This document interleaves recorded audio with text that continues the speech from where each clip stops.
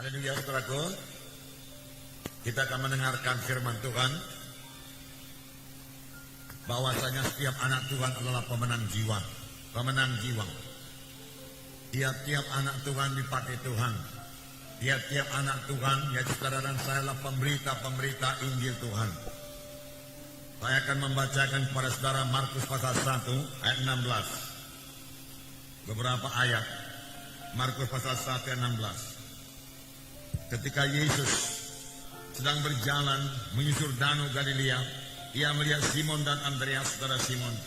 Mereka sedang menebarkan jala di danau sebab mereka penjala ikan. Yesus berkata kepada mereka, "Mari ikutlah aku dan kamu akan kujadikan penjala manusia." Mari ikutlah aku dan kamu akan kujadikan penjala manusia. Inilah panggilan Tuhan yang pertama kepada murid-muridnya. Tuhan Yesus tidak berkata, "Marilah, maka kamu akan bertobat." Bukan sampai di situ saja. Tuhan menghendaki kita menjadi penjala manusia. Menjala manusia buat kerajaan sorga. Sebab di luar kerajaan sorga manusia ini binasa. Oleh sebab itu Tuhan mau memakai kita semua menjala jiwa-jiwa masuk dalam kerajaan sorga. Dan pada akhir daripada pelayanan Tuhan Yesus, sekali lagi Tuhan Yesus berkata dalam Markus 16 ayat 15, lalu ia berkata kepada mereka, "Pergilah ke seluruh dunia, beritakanlah Injil kepada segala makhluk. Siapa yang percaya dan dibaptis akan diselamatkan, tetapi siapa yang tidak percaya akan dihukum. Tanda-tanda ini akan menyertai orang-orang yang percaya. Mereka akan mengusir setan-setan dalam demi namaku. Mereka akan berbicara dalam bahasa-bahasa yang baru bagi mereka.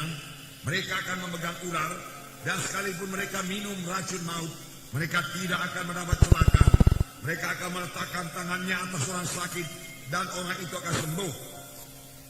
Saudara, akhirnya dari pelayanan Tuhan Yesus berkata, "Pergilah ke seluruh dunia, beritakanlah Injil kepada segala makhluk."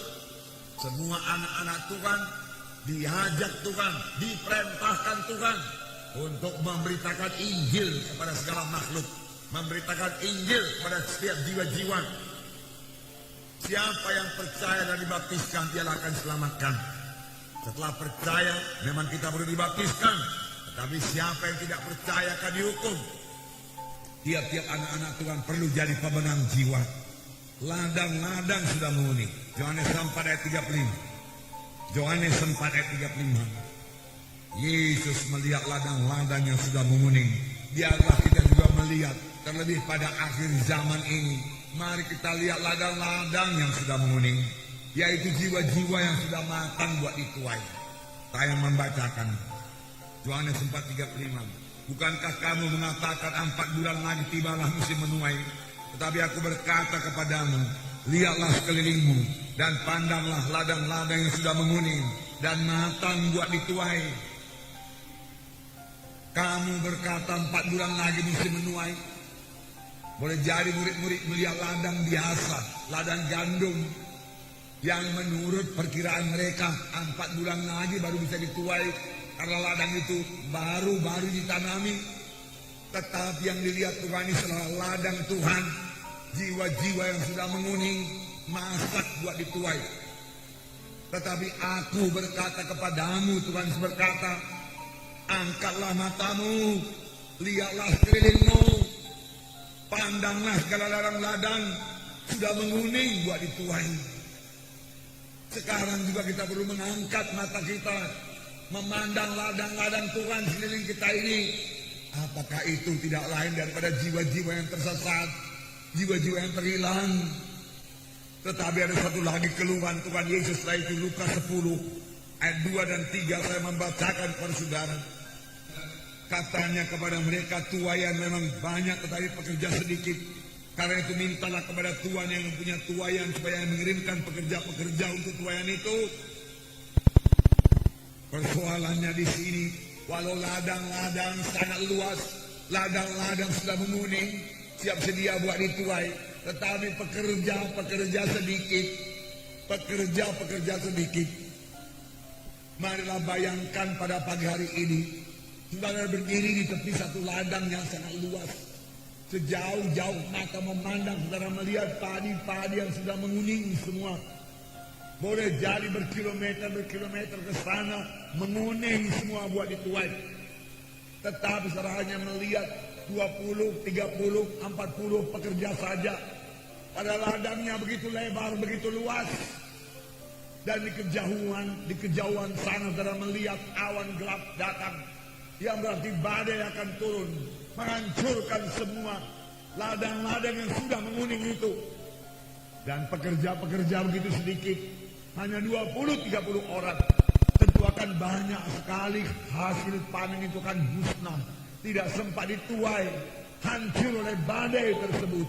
Inilah keadaan jiwa-jiwa pada sekarang ini, pada akhir zaman ini, saudaraku.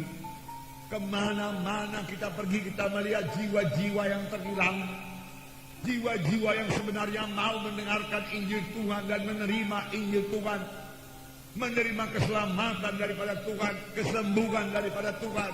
Tetapi sangat kurang yang menginjil, sangat kurang pemberita-pemberita Injil, sangat sedikit yang menuai, sangat sedikit yang mau membawanya ke gereja, membawanya ke KKS, membawanya kepada baptisan air. Saudara, mereka itu kan terhilang. Terhilang berarti neraka selama-lamanya. Ini yang dilihat oleh Tuhan. Dan hati Tuhan tergerak oleh belas kasihan melihat jiwa-jiwa yang terhilang itu. Biarlah ini menggerakkan gereja untuk bersaksi, memenangkan jiwa-jiwa. Biarlah setiap anak-anak Tuhan menjadi pemenang-pemenang jiwa. Amin, saudara.